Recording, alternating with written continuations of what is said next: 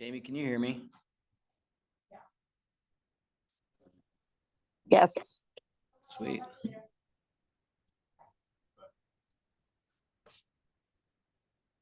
It's actually like super crystal clear too. Should I sing you a song? You can. Jamie.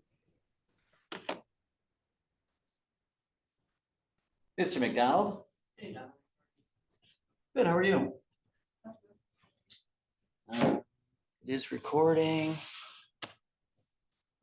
People are coming in slowly.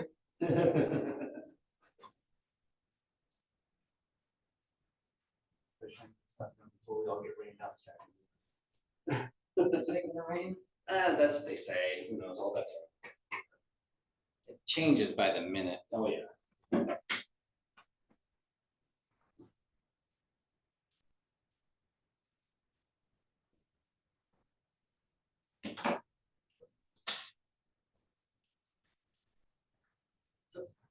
I'm here. Friday. This camera actually works pretty good. Pretty intense. Yeah.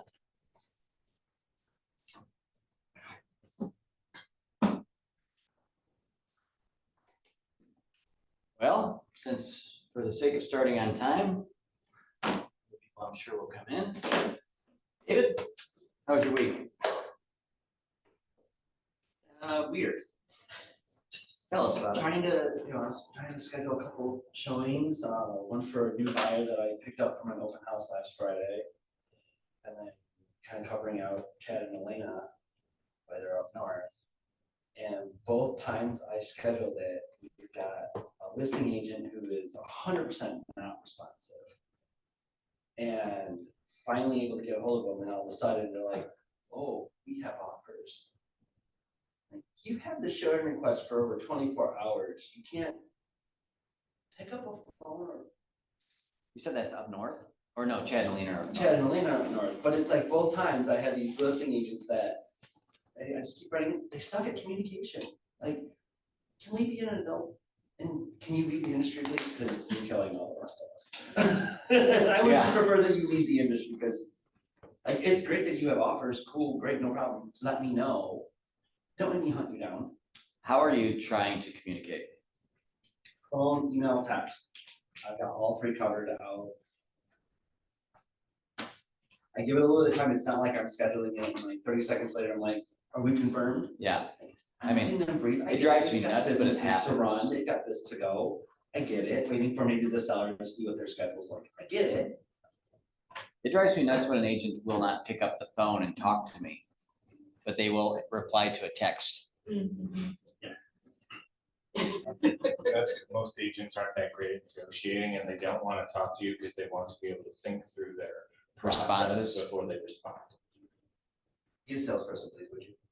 I mean, they, Hey, on the Zoom, I just want to make sure, can you guys hear like when David was talking pretty clear? Yes. Awesome. Yep. I just have a microphone sitting in the middle of the room at the table, just making sure it's picking up. Excellent. We will go in order. Jose, you're next. How's your business this last week? I don't know, it hasn't been the best for me this past week. What are you seeing? What are you doing? I'm trying everything. Well, I guess I can't say that. I did get a condo under contract and then I got the listing out of that. Well, we'll have the listing out of that. It sucked. Last week sucked. I got a condo under I guess contract and a new it's more listing. so, it's more so like, I got a contract, I got a new listing. It was great. It's terrible. It's more so the like the past leads that I've gotten, or, you know, nothing is coming up from those. Doing your follow-ups? Doing my follow-ups, calling, either nobody responds or everybody just says no and then hangs up right away, or, you know, nothing comes out of it. I will say I have been doing some mailers out to expireds and whatnot. I've gotten like 2 out of like the 30 that I sent out, so. You've got 2 responses out of Yeah, 30 mailers to expireds? Yeah, so. So aren't you sending 90 a day? I've been trying to send out a lot more, yeah. It's just, I run out of stamps, so I'm like, and then Todd pays for them, so I'm like, I don't wanna spend all this money on stamps, so.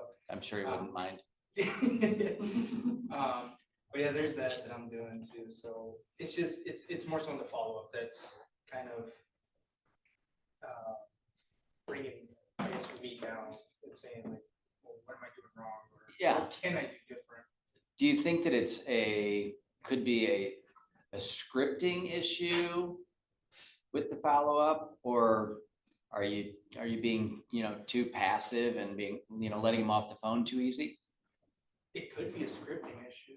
I'm not the best at follow-up. I mean, I don't know if anybody is, but I'm not the best. Yeah, I'll say Cassie that. Lashbrook is. She's Oh, she's absolutely well, I the need best. to talk to her. 100%. She is Uh-huh.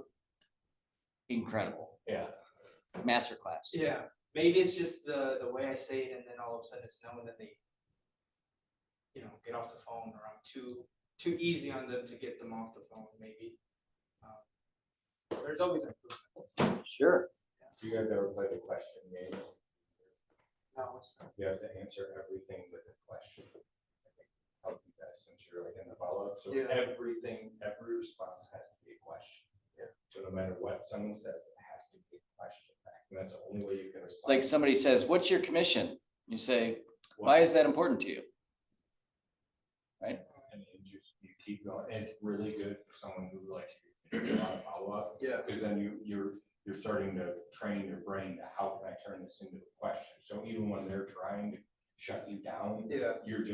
you keep bouncing it back at them. So you're not giving them the opportunity to really close it. And I think that will help you to create deep conversations. Are they saying no to you before you even ask a question? No, it's more so as soon as I pick up and ask them about. Most of them, well, not most, all of them are buyer leads, right? Not sellers or anything, but it's more so when I ask just a question on how the home search is coming up. Oh, no, I'm not looking anymore. Boom. Either they hang up right away, or it's like, oh, you're not looking anymore. That's where I guess it falls down for me. It's more so when they say, no, I'm not looking anymore. What follow-up questions can I ask on? Yeah. Why aren't you looking anymore? Or what's Oh, you're going not. on? So you Yeah. repeat what they said. Oh, so you're not looking anymore. Do you mind if I ask what changed? Yeah. Right. Or Yeah. when do you think you'll be picking up your search again? Mhm. Right. Yeah. That's where Cassie is just really good. It's going to be so important to learn question asking. And actually in our training last week that we were in, can't remember if it was Wednesday or Thursday because they blended together, but Abe Shreve, I believe that it was, he said, part of the practice that he put a lot of his coaching students through, it was writing down, 10 questions a day, right? 10 questions that you would ask. Like if you think of an objection that you get, writing down 10 questions that you would ask to follow up with that or something, right? Mhm. But getting really good at asking questions is going to be imperative. Yeah. Going back to exactly what to say book, some of the headlines that he has for how to ask these questions. Why is that important to you? Would you be open-minded to, right? That's a great opening line to a question. Yeah. How open-minded are you to me following up or whatever? Yeah. How open-minded are you to, finding out what your home's worth in today's market? I guess my problem, well, not problem. I'm always thinking of don't ask yes or no questions. But then I always end up Asking yes or no either questions. asking a yes or no. I think it's because I'm setting myself up It's to a- not say. It's something you have to study. Yeah. Like, this is truly a muscle that you have to build and grow. Yeah. And treat it like that. If you find this to be a flaw in your follow-up, I'd say your one thing you take away from today's mastermind is you start spending 15 minutes a day studying how to ask open-ended questions. Yeah. Going through and reading exactly what to say and studying that book will help you tremendously. I think I have that. You probably do. And if they hang up on you, call back. Well, my apologies, I just got disconnected. I love that one. I've done that many. I love that one. Because they're dumbfounded, they're like, wait, what? Hold on. Like, then you can just ramp right back in. I've also been, if it just like goes straight to voicemail. Because some of them are either looking at Brighton or Ann Arbor, so I'll do like searches whenever I get to the office a little bit, just to see what's up. Sometimes if it matches their criteria, like I'll leave in the voicemail, oh, there's this property that came up, I'd be interested in it. Some respond, some don't, but Well, even following that up with a text message immediately after leaving the voicemail. Yeah. That's just, you gotta find out how they communicate. I like this one, I saw it the other day, and I don't, sure. Hey, I've sent you a few emails and some voicemails, and we haven't had a chance to connect. Like, what's changed since we last talked? That's it. Like, you just super blunt. It shows that your time is valuable. You're not needy. You don't come from a weak salesperson. Like, hey, I just want to make sure everything's okay. God bless you. Like, it's just like, hey, I'm doing my job. My time's valuable. Like, what's changed? What can I do? You're coming from value. Yeah. And it just sounds like it comes from a stronger point when you just do it like that. Like, I also learned in one training session that you should, in your text or your voicemail, say, if I don't hear from you by X, I'm going to follow back up again, just letting them know that you're going to keep reaching out until they finally respond. That's a great point. I actually used to say that in my voicemails when I'd lead gen. I'd be like, and I'll follow up again, with a call tomorrow if I don't hear back from you. Yeah, that's a great one.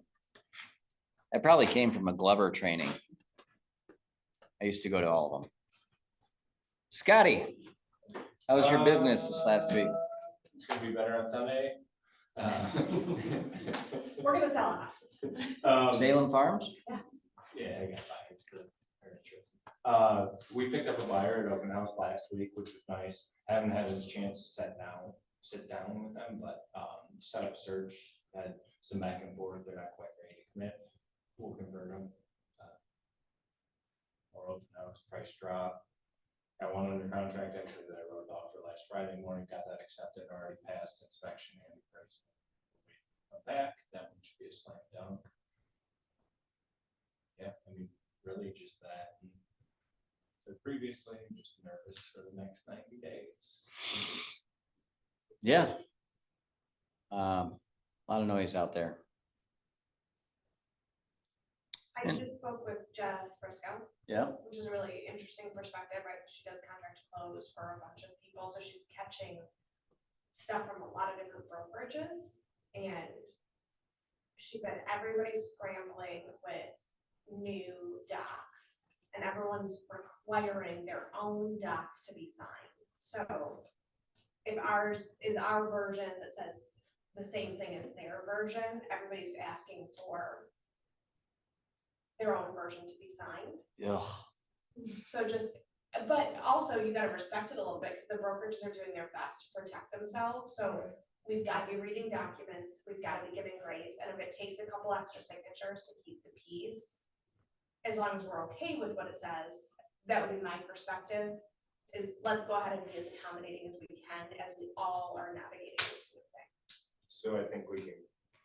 I completely understand what you're saying. And if I went to Badine and said, rewrite all of my contracts in 100% protection of my agents, the way that Badine writes contracts, he says, hey, you know what? I threw this in there because if they don't catch it, like, they're screwed, right?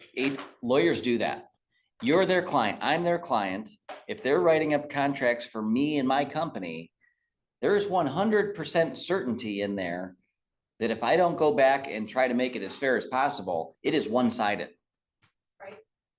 She was talking mostly about commission agreements. How everybody's getting paid. And again, it's our job to make sure our clients are signing things that we're comfortable with signing. I'm not saying every client. She At all. She is the transaction coordinator on the deal that I'm doing now, where we had to get the extra addendum for the commission that was required by the lender as well. Oh, okay. with the one with the verbiage issue on our purchase agreement. Yeah, Well, so she's on the other side of it? Jess is? yeah, she's doing the transaction coordinating for Jillian. Oh, I'm sure that's So, helpful. so I'm adding to her fun. For sure, we all are. Yeah, Don't worry, she's been working with me for years. She can handle you, no problem. me and Jose have the same shoes on. Twinsies. Dominic and I dress the same. Black shirts and jeans. Yeah. Seriously. Kristen, how is it? Good. I know that you've had some tough ones lately, but you're powering through. Powering through, I think most of the crazy is settled, knock on wood. So. You've said that before. I have. Erin's becoming my BFF. But yeah, I am still very much like last week in reactive mode, but I'm seeing the light at the end of the tunnel for that.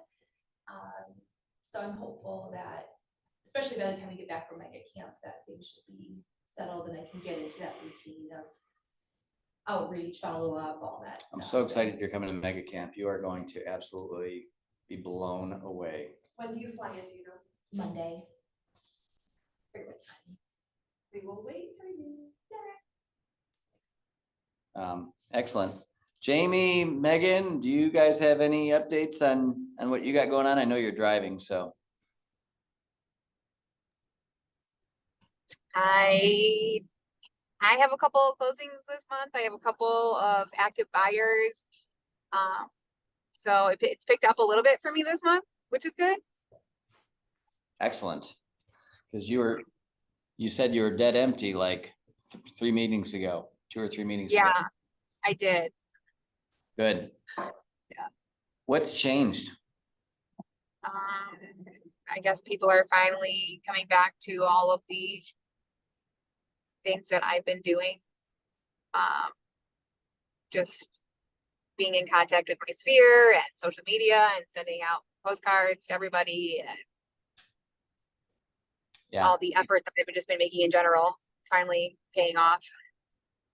consistency. Yeah, I picked up a buyer from an open house also. That'll close next week. So, Sweet. Yeah. Man, open houses are fire right now. And they're only going to get more important as this changes. People aren't going to want to sign buyers agencies. Yeah, that's the truth.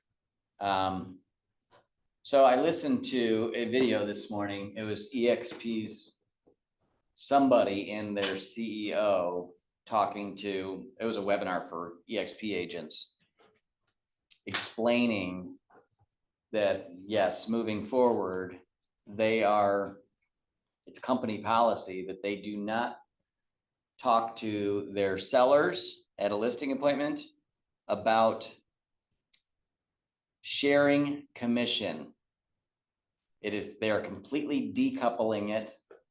If a seller chooses that they want to, they think that they know the value, like they're not educating them on the value of offering cooperative commission. They are saying, this is my value proposition to sell your house. Everything else on the other side will be negotiable. So we're not encouraging you to offer cooperative commission, and you absolutely cannot say that you're charging 6% and splitting your commission broker to broker, because that's not allowed.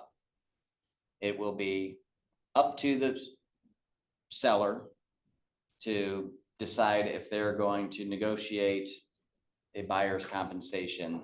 So it will be even more important than ever to explain your value proposition to your buyers and get your buyer agency agreement signed, stating how you will have to negotiate commission on EXP listings for sure. They're starting that now. Yeah. I saw a listing by some EXP agent, I think it's in Marion Township, and the realtor remarks he has 3% to the buyer's agent. It may have been a listing that was listed prior to the Oh, change, yeah. Okay. because I think those are the only ones that you can actually have commission in the MLS, that they're not flagging it or moving it. you can have it in the MLS in the comments until the 17th. Okay, They're encouraging you, I know Lansing is flagging and sending you a message like, hey, just so you know, this won't fly after the 17th. But Lansing's full of it. They'll time you at 12:01 on They're literally the worst. If it um, weren't for Katie Leader, we would not participate with them. yeah, but Katie's amazing, so, She's worth every headache. yeah. You all would be worth every headache, to be clear. She's just the only Lansing agent we have. Yeah. You are my headache. They did have a good conversation on that webinar around pre-negotiating with a seller what additional compensation will be if a buyer comes to you unrepresented. And they actually have it on their agreements. I screenshotted it. Screenshot it. But that was actually a valid point. They do have do we have in our new forms an unrepresented buyer compensation section? Not in the buy side docs. So that would be the listing side docs. I haven't gotten to that yet. Okay, well, I haven't noticed it on there, but they do have it specifically just below listing broker compensation. It's basically listing broker compensation says broker will earn compensation when the sale of the property has been completed, regardless of who has found the buyer. Buyer listing broker compensation shall be paid by the seller in US funds at the time of and as a condition of the sale completion. The agreement shall serve as escrow instructions. Listing broker compensation is blank.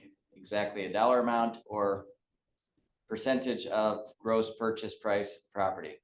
Unrepresented buyer. If buyer is not represented by a buyer broker, then broker, EXP, assumes additional liability and paperwork responsibilities. In this scenario, broker, EXP, will not represent buyer, but will facilitate the completion of the necessary forms to ensure fair treatment of all parties. In this situation, the listing broker compensation will be exactly a dollar amount or percentage. That's smart. Because there are going to be those. Like they reiterated multiple times, and I've said this, procuring cause doesn't matter anymore. If David comes and shows my listing, but then the buyer comes back to my open house and wants to be unrepresented because they think they'll get a better deal, I have pre-negotiated my buyer's agent commission or my listing commission to include a unrepresented buyer. So, if you came with a buyer agency agreement signed, which you should, that's different because then you're going to be compensated. But if you come to me with if you come and show that house with a showing agreement, like the Zillow agreement, or just an agreement to show the house without compensation on there, that buyer shows up at your open house, you can do that transaction and get paid more. This, like, guys, this is 5 steps backwards. 5 steps backwards. However, the name of the game moving forward is going to be do everything you can with all the people in your database and all of the listing prospecting you can do, expired, FISBOs, whatever. But that in your database and your open houses, I mean, list. I'm half tempted to like seriously just do showing windows, like open houses. Here's the showing windows. Here's when you can bring people to a house. Here's when we'll be there. Because if people see on Zillow that there's an open house, they'll just come to it and then you can get direct and just try to just not even push private showings to it, unless they really want. because you're gonna be able to double sign so many more. I think, yes, and going into your database, making sure that every person in your database knows what the value of their home is at all times and knows that you're their agent at all times is more important than ever. So with that EXP scenario with the unrepresented buyer, that means we'd still be able to collect the 3%, we have no fiduciary responsibility to that buyer. Higher than the customer. We're still Yes. collecting the same fee, we just have no fiduciary responsibilities, we're not dual agency. The buyer and seller will both sign the disclosure regarding agency relationships, both acknowledging who is the seller's agent. Mm. Which is vital. Yeah, yeah. And then, don't pay the buyer. You also cannot, that buyer also cannot imply that you're acting as their agent. Sure. Like you can't help with negotiating strategies, you can't help them with what to offer. I'm typing up paperwork, I am clear. For the buyer, you are still negotiating on the seller's I'm just behalf. clerical. Mhm. At that point for the unrepresented buyer. Have gotten more phone calls on my listings from buyers who have said explicitly, I just want to work directly with the listing agent. And you always get those, right? I've gotten them forever, but there's been more recently. Sure. And I'm asking them in like a really nice tone, what has you wanting to work directly with the listing agent? Because everybody's got a different reason, right? I'm looking to save money. I'm blah, blah, blah, lots of different reasons.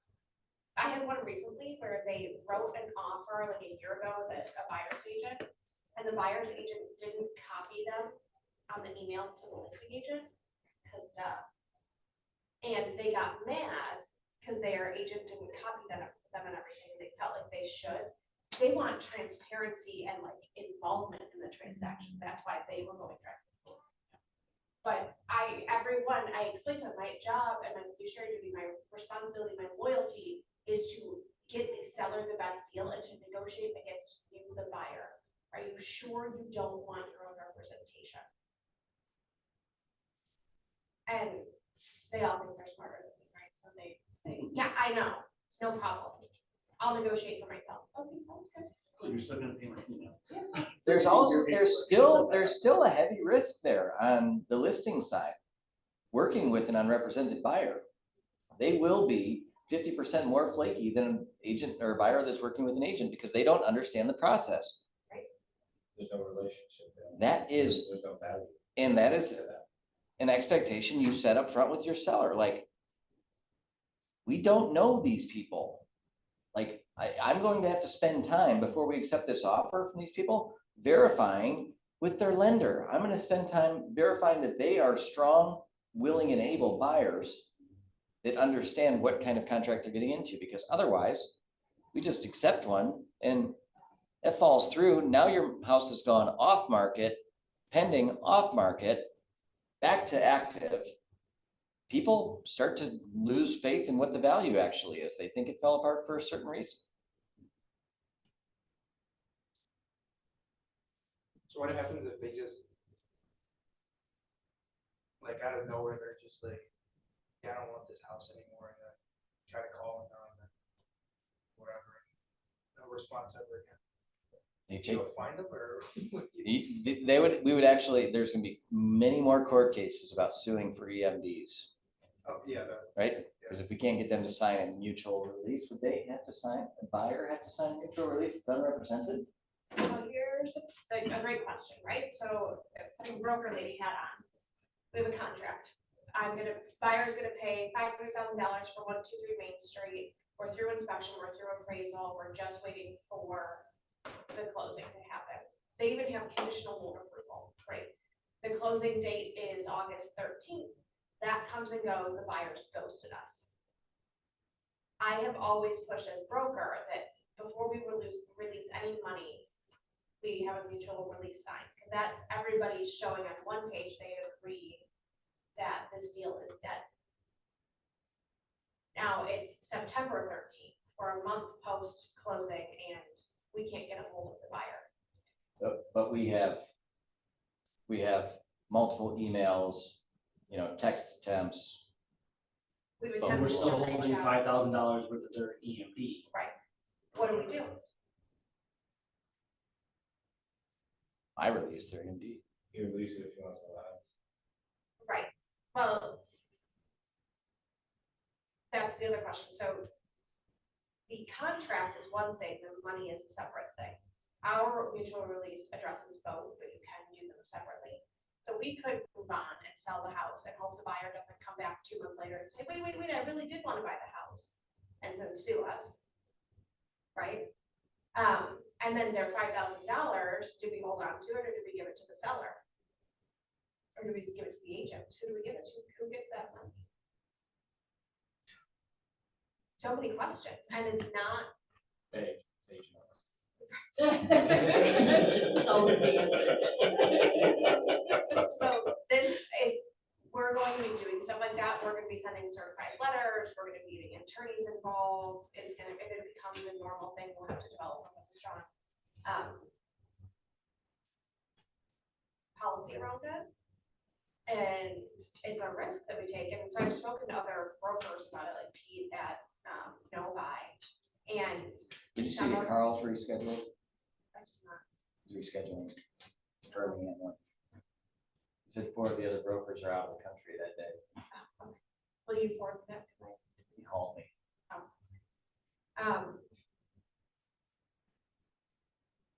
Some of them, it's really clear cut and it's $1,000 EMD, so we'll let it go. But if we're locked to a $5,000 EMD, a $10,000 EMD, a $20,000 EMD, that's when we might want to pay to spend, have an attorney get involved. But it's messy. If the contract's dead, that's fine, but how dead and for how long? It's a disaster. I'm with you, man. It makes no sense at all. There's no validity behind law that's money. Unless it's, that's the only time they're actually worth anything. Yep.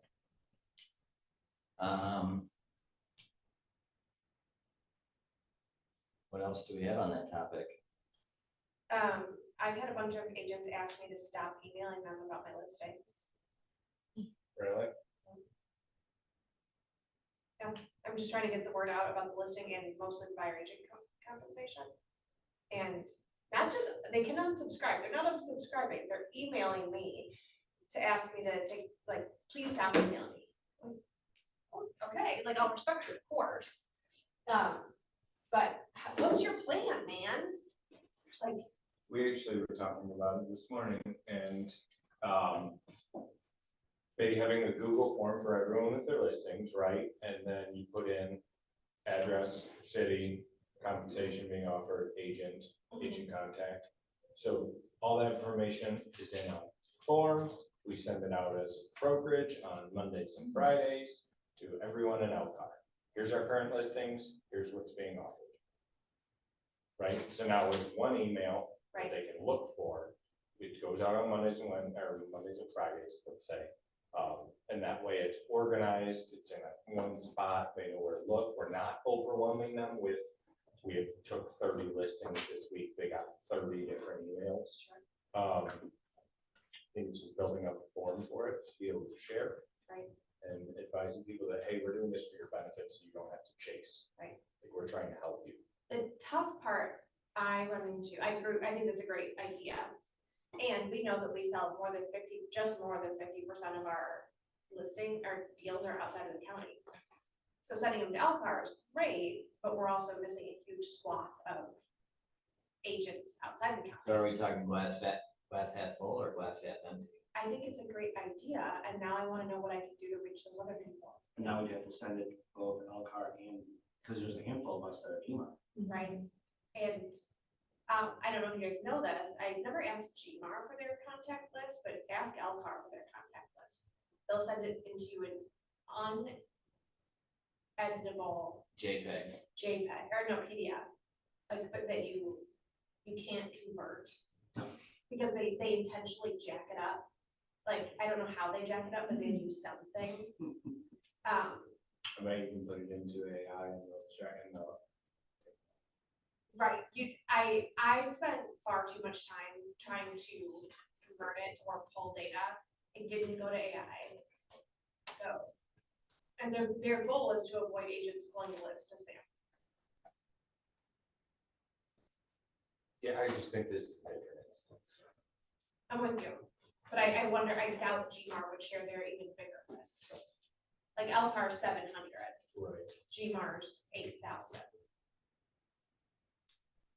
So looking at the new MAR forms, they do not have a section for unrepresented buyers and how you're compensated. So that could be an addendum. So we're gonna be moving to all MAR forms, right? We decided here shortly. What we need to do is figure out what's missing from the MAR forms and create addendums around them. I'm really glad we spent so much time rewriting all of our contracts. Now we're gonna do it again. Remember when I said I wanted to be the broker? I think you demanded it. You were there. Scott. I used to him and Billy, I did not sign up for a third. Or fourth or fifth. Yeah. Those two are sweet still.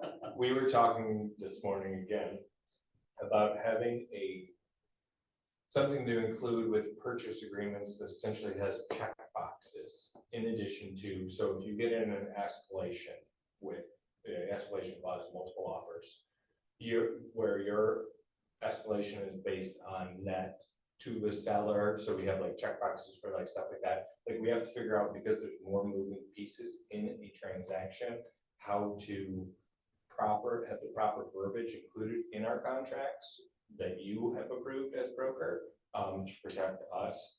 And that way it's not just fly off the cuff, write in what we think is right, but here's what the brokerage, how they want you to present it. So I think that's something that we can all go through and work on and think of different scenarios, because it is going to be a lot more net sheets and stuff, even from the listing side, where you're going to have to present differently to your sellers than you probably have.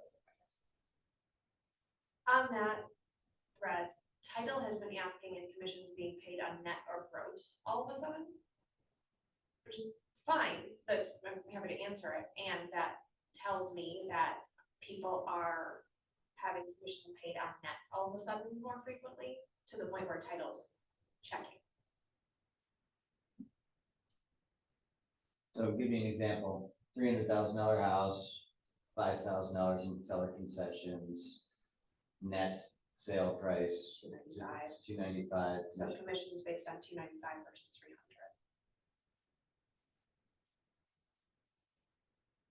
Wonder if that has to do with verbiage. I mean, obviously it has to do with verbiage and purchase agreement, probably. Or Well, buyer that agency. concession is going towards buyer commission. So many questions. Well, there was one that was brought up at the whole mastermind, and hey, Megan, if you're still there, let me know if I butcher this.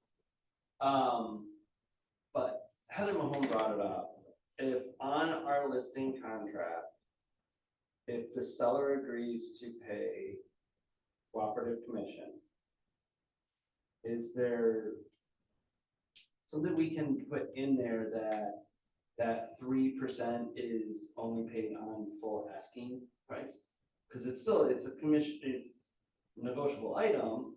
So the question was brought up, if you have a host listed for 400, you get an offer for 390. Yeah, my seller's willing to take the $10,000 back, but we're only paying 2.5%.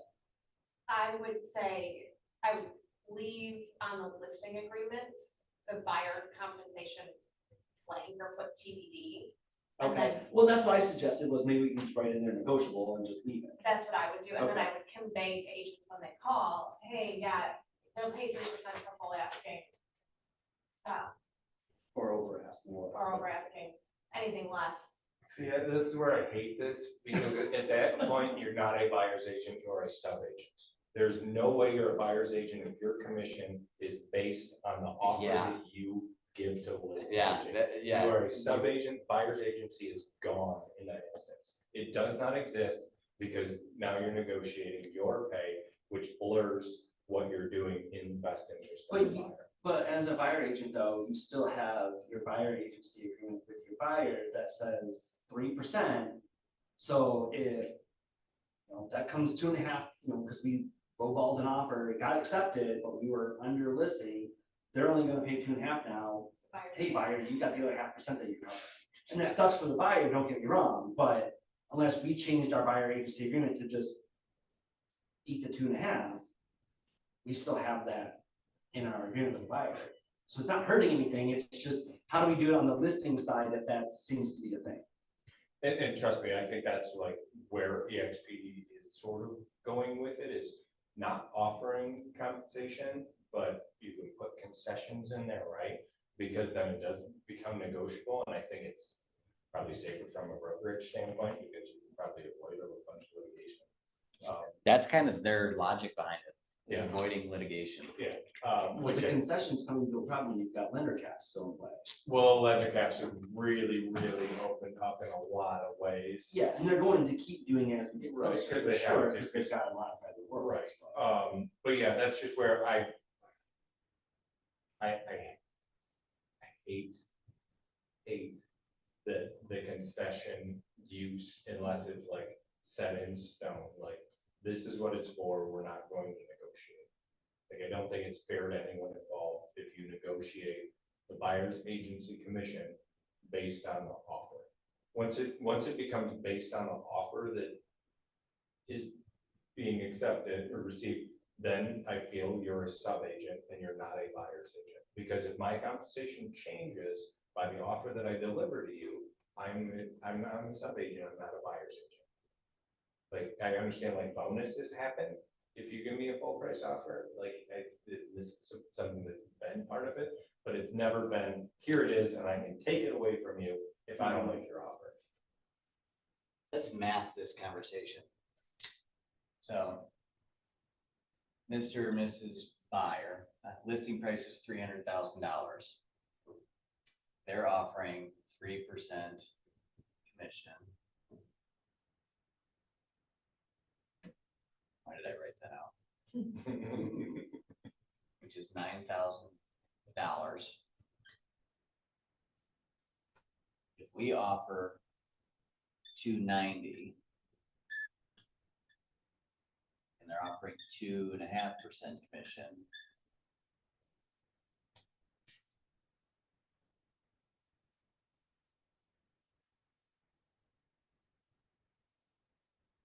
they're paying $72.50.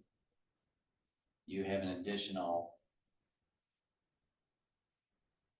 $17.50. Yeah. Closing costs.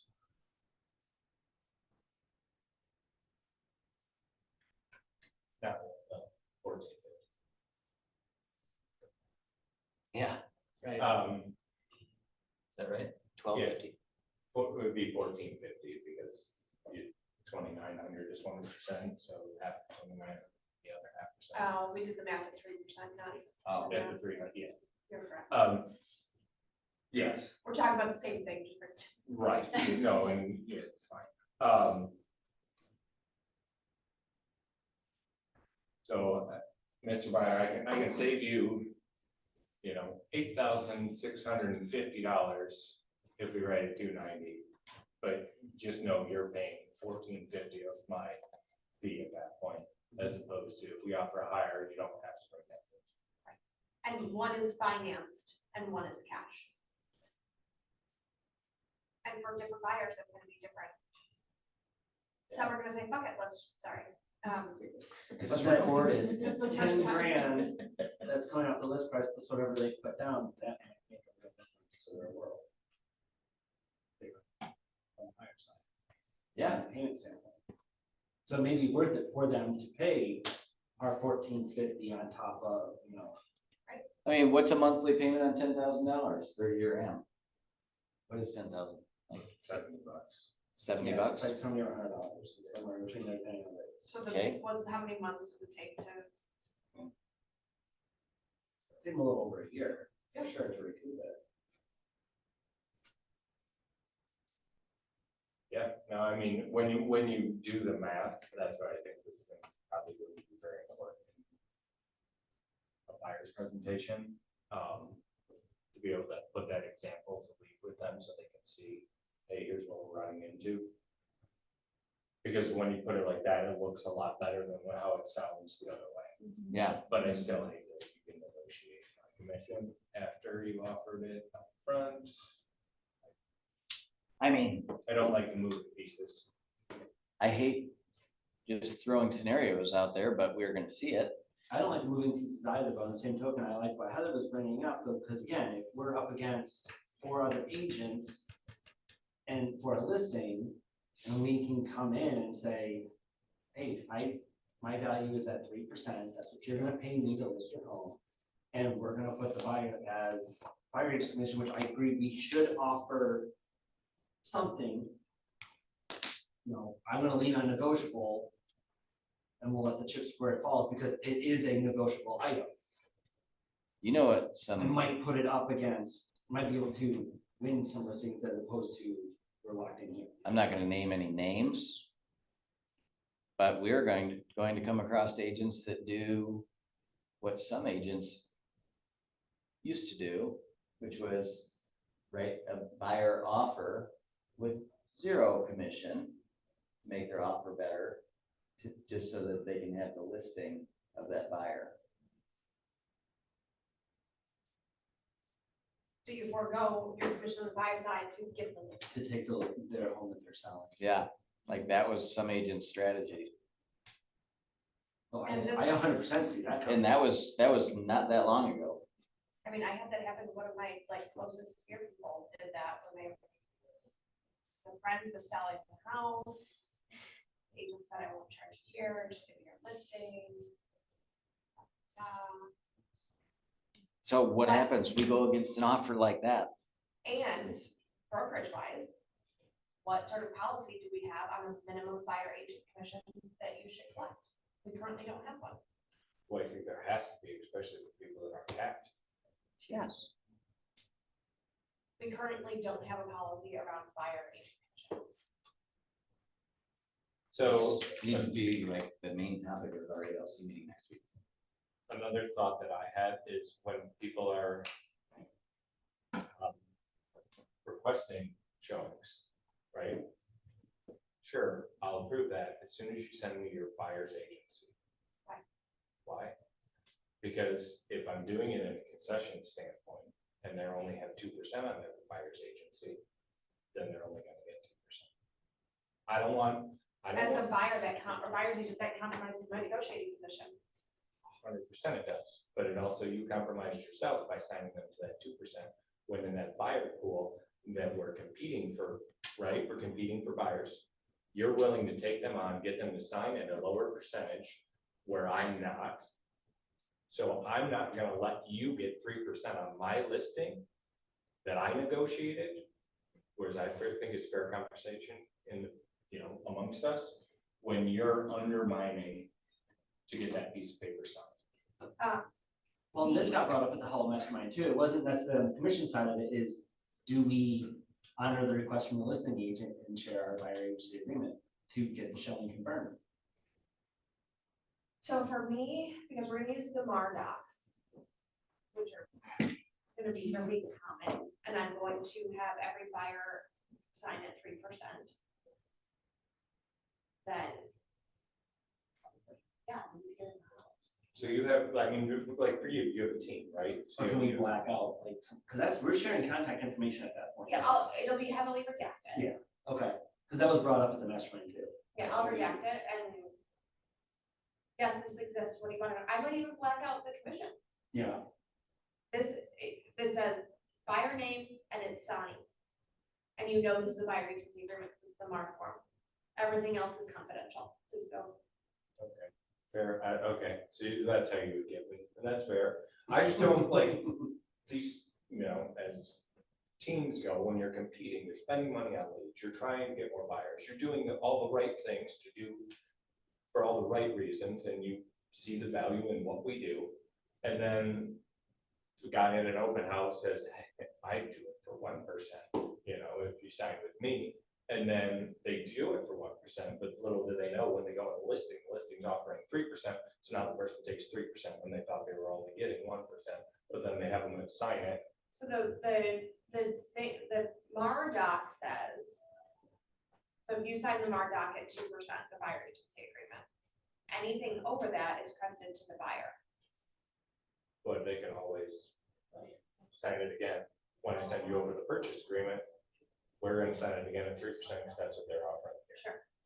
And my argument is that slimy, and that's why I'm starting higher versus lower.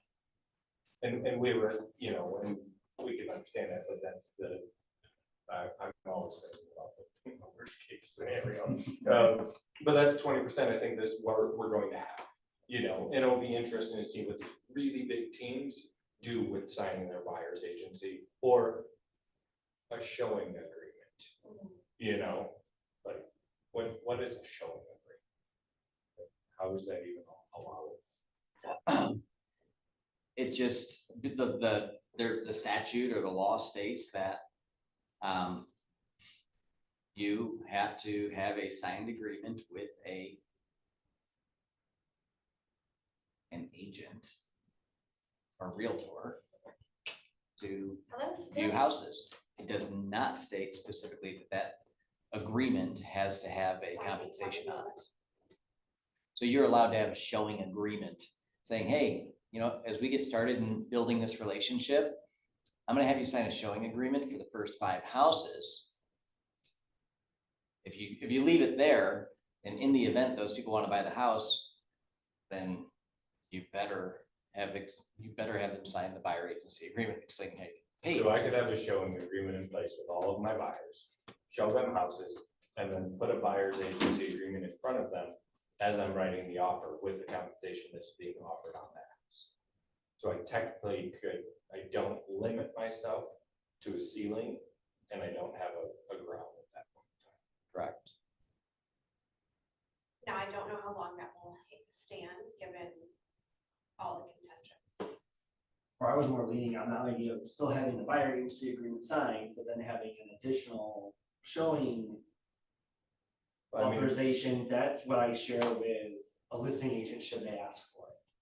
Because now that's not listing any commission or anything on it. It's just, okay, you want something that says this is my client? Knock yourself out. Here you go. And I don't have to redact anything. But you're also not protecting yourself to be paid by the buyer. Well, if I still have the buyer agency agreement signed, right. and I'm just using this as an additional doc to send to a listing agent should they request it. Should they request it, yeah. Okay, no, I mean, trust me, I like to just talk.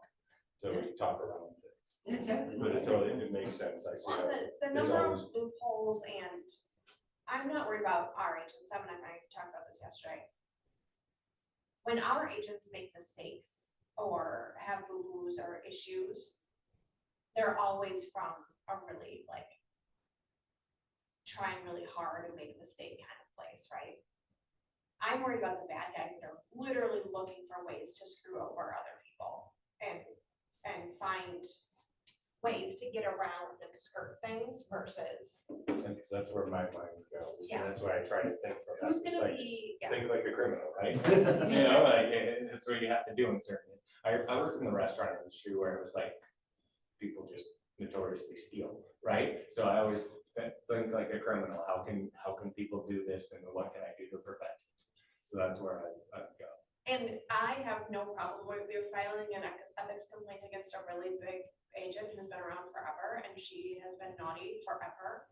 And finally, we have an agent who said enough is enough on it. And so if we find people that are actually being nefarious, I have no problem going after them.